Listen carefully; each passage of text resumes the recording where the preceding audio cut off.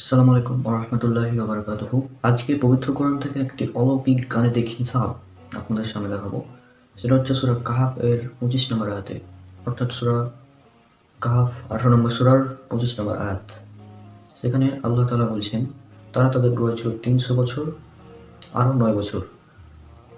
একবার চিন্তা করেন, আল্লাহ এখানে কিন্তু সরাসরি বলেনি তারা 309 বছর ছিল। আল্লাহ বলেছেন তারা ছিল 300 বছর, 9 বছর। অর্থাৎ এখানে 300 এবং 309। এখন আমরা জানি সৌর বছরে 1 সৌর বছর সমান 365.2422 দিন।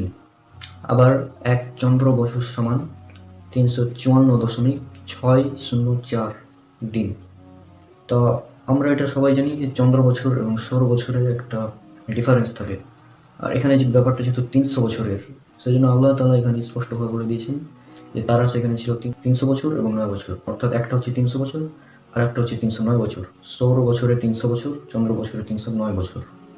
মানে এই ব্যাপারটা যখন আমরা দিনে কনভার্ট করব তখন বিষয়টা একদম সমান হয়ে যাবে। তো যদি আমরা সৌর বছরকে দিনে নিয়ে আসি, তাহলে সৌর বছরে 300 দ্বারা গুণ করবো, তাহলে 300 গুণিত 365.2422 দিন সমান 1,09,572 দিন।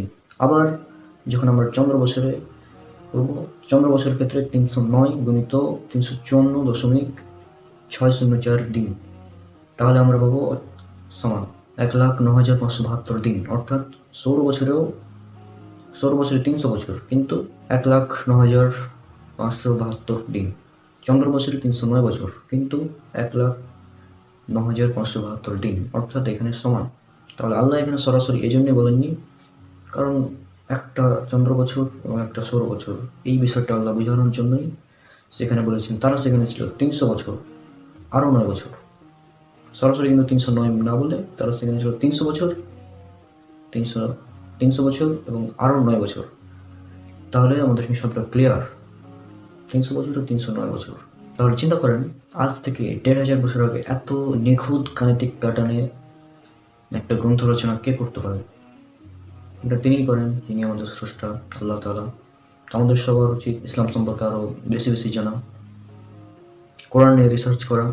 পবিত্র কোরআনে এমন হাজার হাজার অলৌকিক তথ্য আছে, ইনশাআল্লাহ আগামী পর্বগুলোতে আমি আলোচনা করব। আসসালামু আলাইকুম ওয়া রাহমাতুল্লাহি ওয়া বারাকাতুহু।